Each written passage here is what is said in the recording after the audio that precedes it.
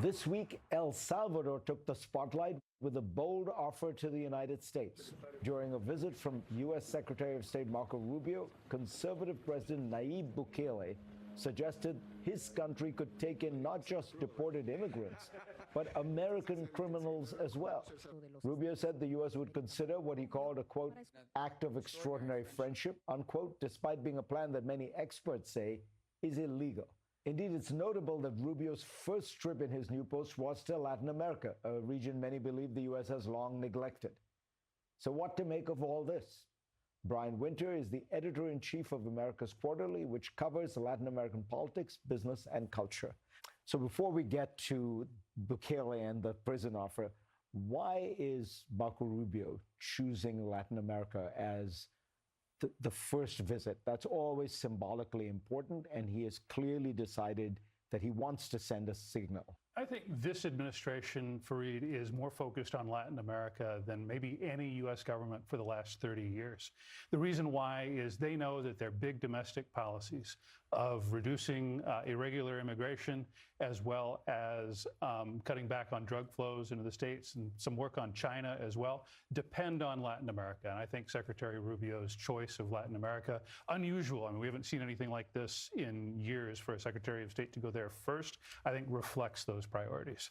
And Latin America and Central America is very divided between some new rulers, Milei in Argentina, Bukele in El Salvador, who seem very populist and in some ways kind of on the right side of the populist divide, even in the United States.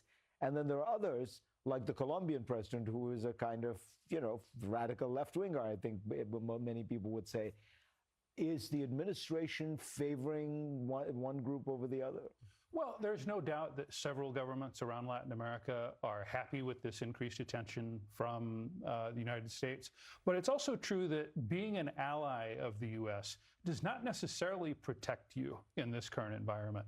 The Panamanians found that out. I mean, you have a president in Panama who's also right of center, Molino, very allied with the United States, and yet they were on the receiving end of these threats that President Trump made in his inaugural address about wanting to take back the Panama Canal. So it's not just about left, right. It's governments all over the region are asking themselves whether being an ally of Washington, like what that really means. Bukele and this offer to take American prisoners. The backdrop, I think it's important to remember, is Trump during the campaign said some very nasty things about Bukele, right?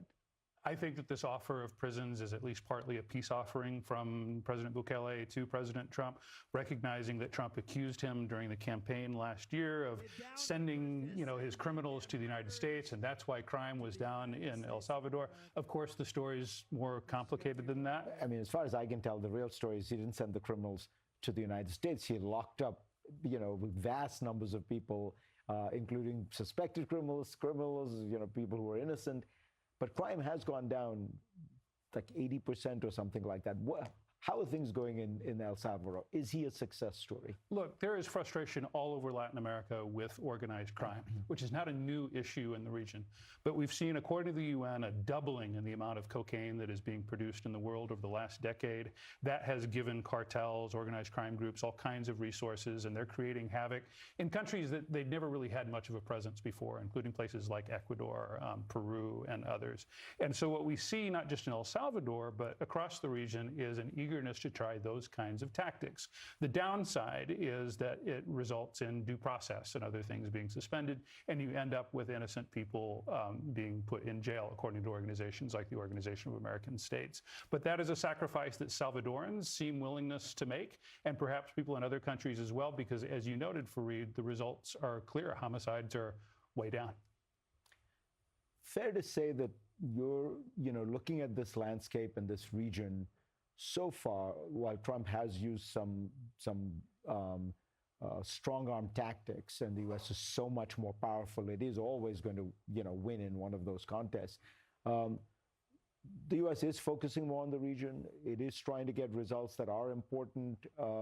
This doesn't seem as much of a kind of a strange mess that some of the other parts of the world. The Trump people seem to be focused on this for good reasons.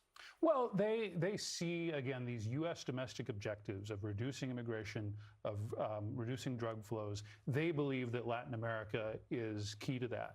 It's also true that we have governments all over the region who are trying to, in some cases, imitate the deregulation, the cutting of government, the generally pro-business policies that they see in the Trump administration.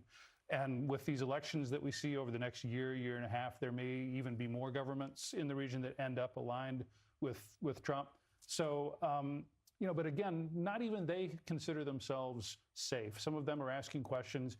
Do we need to look more to Europe? Do we need to look more to China? Do we need to look more within our own countries to make sure that we're not at risk of being threatened by a government, the White House, that's dealing with us at a transactional level? Brian, always a pleasure to hear from you. Thank you. Thank you. And thanks to all of you for being part of my program this week. I will see you next week.